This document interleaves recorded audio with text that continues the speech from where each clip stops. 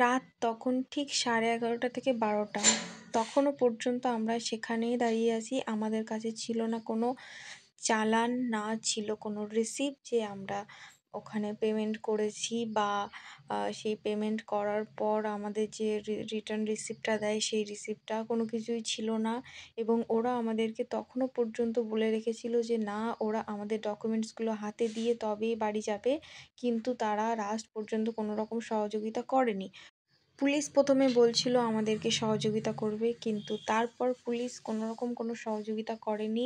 ওই রাত্রে আমাদেরকে ওখান থেকে বাড়ি চলে আসতে বলছিল। আমাদের বাড়ি অনেক দূর দূরান্ত থেকে আমরা গিয়েছিলাম, কিন্তু তারপরেও কোনো রকম কোনো হেল্প তাদের থেকে আমরা পাইনি।